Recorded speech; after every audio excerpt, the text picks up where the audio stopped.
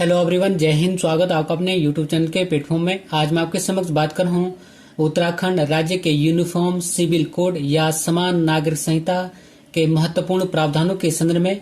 यह वीडियो आपके सामान्य ज्ञान के साथ साथ यदि आप किसी भी परीक्षा की तैयारी कर रहे हैं तो यह वीडियो आपके लिए अति महत्वपूर्ण और लाभदायक होने वाला है।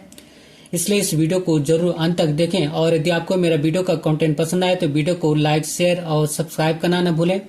इसी के साथ मैं अपने वीडियो को स्टार्ट करता हूं। उत्तराखंड का यूनिफॉर्म सिविल कोड के महत्वपूर्ण प्रावधान। और फर्स्ट प्रावधान है कि विवाह के कानूनी आयु। इसके तहत सभी धर्मों में पुरुषों की शादी की न्यूनतम आयु 21 वर्ष तथा लड़कियों की शादी की न्यूनतम आयु 18 वर्ष होगी। सभी धर्मों का अर्थ है कि चाहे वो हिंदू धर्म से हो, चाहे मुस्लिम धर्म से, चाहे सिख धर्म से, चाहे जैन धर्म से, चाहे बौद्ध धर्म से, चाहे ईसाई धर्म से, चाहे पारसी धर्म से, चाहे यहूदी धर्म से, चाहे वो किसी भी धर्म का हो, पुरुषों की शादी की न्यूनतम आयु 21 वर्ष और लड़कियों की शादी की न्यूनतम आयु 18 वर्ष होगी। नेक्स्ट है उत्तराधिकार का प्रावधान। उत्तराधिकार में लड़कियों को बराबर हक मिलेगा, अर्थात उत्तराधिकार में लड़के व लड़कियों को बराबर अधिकार मिलेगा। एक बार पुनः रिकॉल करते हैं कि उत्तराधिकार में लड़कियों को बराबर हक मिलेगा, अर्थात उत्तराधिकार में लड़के व लड़कियों को बराबर अधिकार मिलेगा।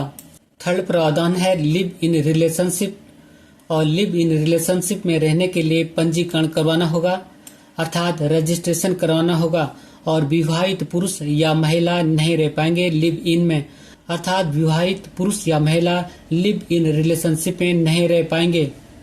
और लिव इन रिलेशनशिप से जन्मे बच्चों को कानूनी सुरक्षा मिलेगी, अर्थात लिव इन रिलेशनशिप से जन्मे बच्चे को कानूनी सुरक्षा मिलेगी। और संबंध समाप्त होने पर अधिकारी को सूचना देनी होगी, अर्थात लिव इन रिलेशनशिप संबंध समाप्त होने पर अधिकारी को सूचना देनी होगी। और लिव इन रिलेशनशिप की रजिस्ट्रेशन नहीं कराने पर 10,000 रुपये का जुर्माना होगा। और लिव इन रिलेशनशिप में जन्मे बच्चे को संपत्ति में समान अधिकार मिलेंगे। बात करूं मैं लिव इन रिलेशनशिप के संदर्भ में तो स्त्री और पुरुष का शादी के बिना लंबे समय तक एक घर में साथ साथ रहना लिव इन रिलेशनशिप कहलाता है। फोर्थ प्रावधान है द्विविवाह पर प्रतिबंध। इसके तहत पति या पत्नी के जीवित रहते दूसरी शादी नहीं हो सकती। और यदि स्त्री या पुरुष का द्विविवाह होता है तो उस समय जीवित पति या पत्नी नहीं होने चाहिए। फिफ्थ प्रावधान है तलाक। और पति जिस आधार पर तलाक ले सकता है उसी आधार पर पत्नी भी तलाक की मांग कर सकेगी, अर्थात पुरुष और महिला दोनों को तलाक लेने के समान अधिकार मिलेंगे। और बिना तलाक लिए दूसरी शादी नहीं हो सकती। और हर धर्म में शादी और तलाक के लिए समान कानून होंगे। हर धर्म का अर्थ है कि चाहे वो हिंदू हो, चाहे मुस्लिम हो, चाहे सिख हो, चाहे जैन हो, चाहे बौद्ध हो, चाहे ईसाई हो, चाहे पारसी हो, चाहे यहूदी धर्म से हो, शादी और तलाक के लिए समान कानून होंगे। नेक्स्ट है बहुविवाह का प्रावधान। इसके तहत पति या पत्नी के रहते दूसरी शादी यानी बहुविवाह पर सख्ती से रोक रहेगी। और हलाला और बहुविवाह प्रथा जैसी कुप्रथाओं को आपराधिक कृत्य मानते हुए इस पर रोक लगाए जाने का प्रावधान होगा। नेक्स्ट प्रावधान है सबपिंड विवाह पर प्रतिबंध। और इसके तहत पिता, माता, दादा और दादी के प्रत्यक्ष रिश्तेदारों से विवाह पर प्रतिबंध का प्रावधान होगा। नेक्स्ट प्रावधान है अधिकार क्षेत्र का प्रावधान। इसके तहत राज्य का स्थायी निवासी, राज्य या केंद्र के अस्थायी कर्मचारी राज्य में लागू सरकारी योजनाओं के लाभार्थी पर लागू होगा, अर्थात समान नागरिक संहिता या सिविल कोड का कानून राज्य का स्थायी निवासी, राज्य या केंद्र के अस्थायी कर्मचारी राज्य में लागू सरकारी योजनाओं के लाभार्थी पर लागू होगा। नेक्स्ट प्रावधान है विवाह पंजीकरण। इसके तहत शादी के 6 माह के भीतर अनिवार्य तौर पर पंजीकरण करवाना होगा। विवाह पंजीकरण नहीं कराने वालों को नहीं मिलेगी सरकारी योजनाओं का कोई भी लाभ, अर्थात इसके तहत यदि कोई व्यक्ति शादी के 6 माह के भीतर अनिवार्य तौर पर पंजीकरण या रजिस्ट्रेशन नहीं कराता है तो पंजीकरण नहीं कराने वालों को नहीं मिलेगा किसी भी प्रकार की सरकारी योजनाओं का लाभ। नेक्स्ट प्रावधान है विवाह पंजीकरण संबंधी नियम, अर्थात विवाह रजिस्ट्रेशन संबंधी नियम। और इसके तहत विवाह को 60 दिनों के भीतर कानूनी रूप से मान्यता लेनी होगी।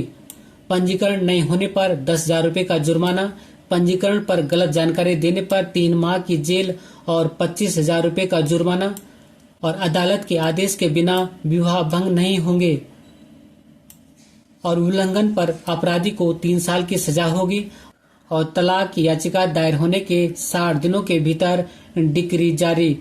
डिक्री का अर्थ है कि कानूनी कार्रवाई के दौरान जारी निर्देश और भरण पोषण एवं गुजारा भत्ता महिला एवं पुरुष दोनों को दिया होगा और विधेयक के प्रावधान आदिवासी समुदायों पर लागू नहीं होंगे, अर्थात समान नागरिक संहिता या यूनिफॉर्म सिविल कोड के प्रावधान आदिवासी समुदायों पर लागू नहीं होंगे। अब मैं आपके समक्ष बात कर रहा हूँ क्या है समान नागरिक संहिता।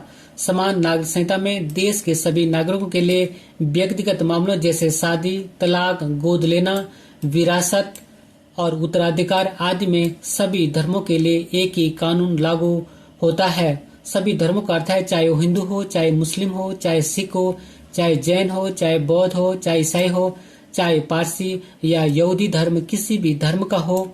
शादी, तलाक, गोद लेना, विरासत और उत्तराधिकार में सभी धर्मों के लिए एक ही कानून होता है। बात करूं मैं समान नागरिक संहिता के उद्देश्यों के संदर्भ में, तो देश में एक ऐसे कानून का निर्माण करना जिससे विवाह, तलाक, विरासत, गोद लेने जैसे मामलों पर सभी धर्मों के लोगों पर समान रूप से लागू हो और उन कानूनों में धार्मिक ग्रंथों का हस्तक्षेप नहीं हो। एक बार पुनः रिकॉल करता हूँ कि समान नागरिक संहिता का उद्देश्य है देश में एक ऐसे कानून का निर्माण करना जिसमें विवाह, तलाक, विरासत, गोद लेने जैसे मामलों पर सभी धर्मों अर्थात हिंदू, मुस्लिम, सिख, जैन, बौद्ध, ईसाई, यहूदी, पारसी लोगों पर समान रूप से लागू हो और उन कानूनों में धार्मिक ग्रंथों का हस्तक्षेप नहीं हो। अब मैं आपके समक्ष बात करूं समान नागरिक संहिता संबंधी कुछ महत्वपूर्ण प्रश्नों के संदर्भ में, अर्थात यूनिफॉर्म सिविल कोड से संबंधित कुछ महत्वपूर्ण प्रश्नों के संदर्भ में। तो फर्स्ट क्वेश्चन है कि समान नागरिक संहिता का उल्लेख भारतीय संविधान के किस अनुच्छेद अर्थात आर्टिकल में किया गया है? तो आंसर है अनुच्छेद 44 या आर्टिकल 44।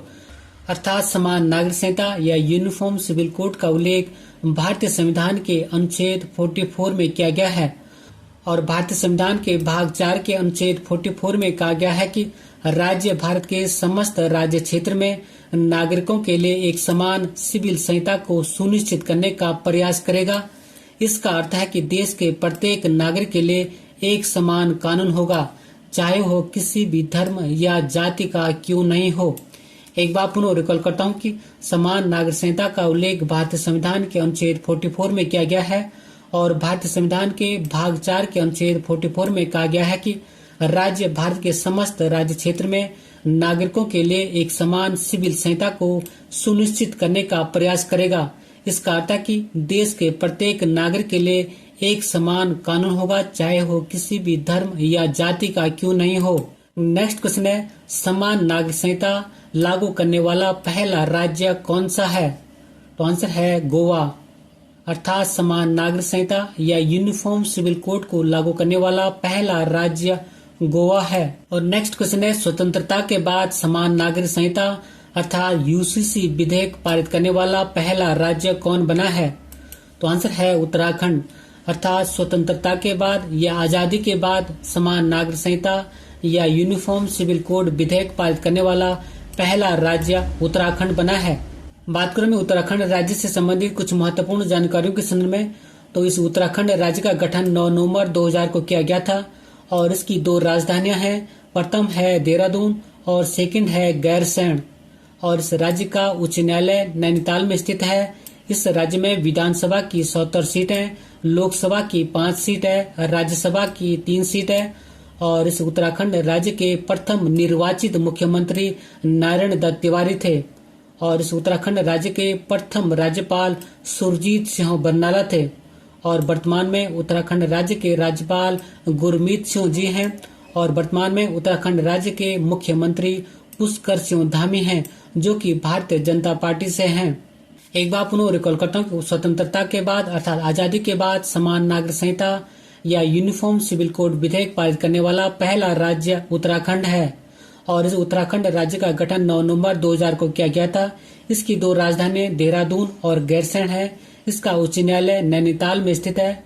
उत्तराखंड में विधानसभा की 70 सीटें और उत्तराखंड में लोकसभा की 5 सीटें, राज्यसभा की 3 सीटें और उत्तराखंड के प्रथम निर्वाचित मुख्यमंत्री नारायण दत्त तिवारी थे और उत्तराखंड के प्रथम राज्यपाल सुरजीत सिंह बरनाला जी थे और वर्तमान में उत्तराखंड के राज्यपाल गुरमीत सिंह जी हैं, जबकि उत्तराखंड के वर्तमान में मुख्यमंत्री पुष्कर सिंह धामी जी हैं, जो कि भारतीय जनता पार्टी से हैं। अंत में एक अभ्यास प्रश्न आपके लिए, और अभ्यास प्रश्न है कि स्वतंत्रता के बाद समान नागरिक संहिता अर्थात यूसीसी विधेयक पारित करने वाला पहला राज्य कौन बना। इसी क्वेश्चन के साथ मैं अपने वीडियो को समाप्त करता हूं। अगर आपको मेरा वीडियो का कंटेंट पसंद आए तो वीडियो को लाइक करें, शेयर करें, और यदि चैनल पर नए हैं तो चैनल को सब्सक्राइब करना न भूलें। Thank you for watching. God bless you. जय हिंद।